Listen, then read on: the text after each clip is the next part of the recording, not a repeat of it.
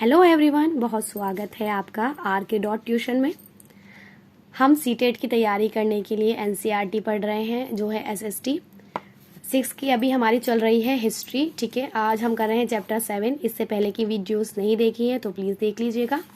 चलिए तो स्टार्ट करते हैं। मौर्य साम्राज्य के प्रमुख नगर। मौर्य साम्राज्य में देखो बहुत सारे नगर होते हैं, लेकिन कुछ होते हैं जो मेन होते हैं जिन्हें हमें याद रखना होता है। तो पहला था तक्षशिला, दूसरा पाटलिपुत्र जो कि दूसरी राजधानी बनी थी, है ना। पहली बनी थी राजगृह और दूसरी पाटलिपुत्र, और उज्जैन ये भी प्रमुख नगर था। मौर्य साम्राज्य में प्रांतीय राजधानियां, कुछ प्रांतीय राजधानियां भी होती थी जैसे तक्षशिला और उज्जैन। राज्यपाल, राज्यपाल किसे बनाया जाता था? तो राजकुमारों को ही राज्यपाल बनाया जाता था। उत्तर पश्चिम कंबल के लिए प्रसिद्ध था। जब मौर्य साम्राज्य था तो जो उत्तर पश्चिम का इलाका था वो कंबल के लिए प्रसिद्ध था। दक्षिण भारत सोने के लिए प्रसिद्ध था और कीमती पत्थरों के लिए। जो उत्तर पश्चिम था वो कंबल के लिए और दक्षिण भारत किसके लिए था? सोने और कीमती पत्थरों के लिए। माफ कीजिएगा, यहाँ पर थोड़ी सी गलती हो गई थी। सेल्यूकस निकेटर का राजदूत मेगास्थनीज था, जो चंद्रगुप्त के दरबार में आया था। अब इसमें देखो 2 से 3 क्वेश्चन आपके कवर हो गए।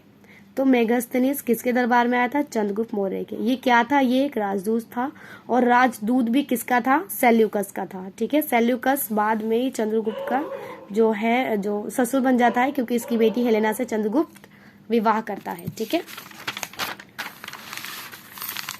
नेक्स्ट प्रश्न है। वीडियो अच्छी लग रही हो तो प्लीज़ लाइक कीजिएगा, क्योंकि ये सारे ही पॉइंट मैंने NCERT से पढ़कर ही लिखे हैं और बहुत ही ज़्यादा मेन पॉइंट लिखे हैं। ये पॉइंट एग्जाम में बार बार रिपीट हो रहे थे, तो उन्हीं पॉइंट्स को मैंने ज़्यादातर इसमें इंक्लूड किया है।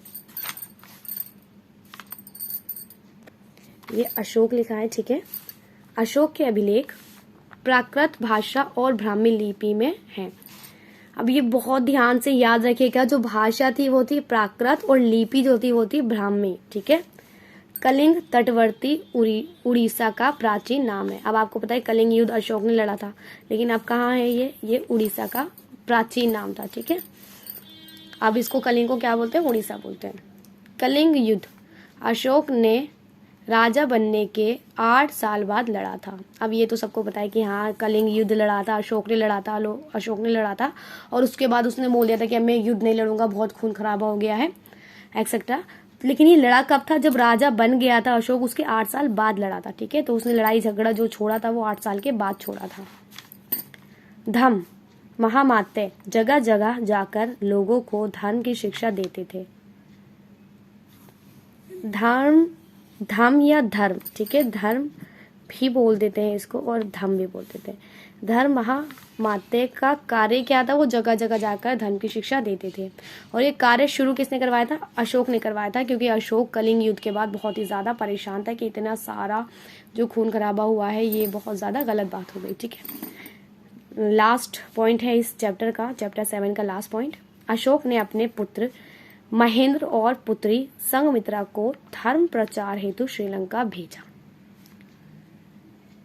इसमें भी आपके 2 से 3 क्वेश्चन जो हैं वो निकल कर आते हैं कि अशोक के पुत्र का नाम क्या था? तो महेंद्र, पुत्री का संघमित्रा। ये दोनों कहाँ गए थे? तो श्रीलंका।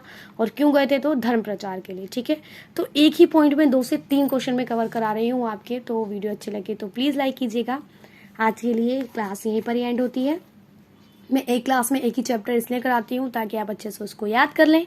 अब ये चैप्टर नंबर 8 आपको अगली क्लास में देखने को मिलेगा। रोज़ शाम को 5 बजे मैं अपनी वीडियो अपलोड कर देती हूँ, तो आप देख लिया करें। ठीक है, आप चाहें तो इसका स्क्रीनशॉट भी ले सकते हैं।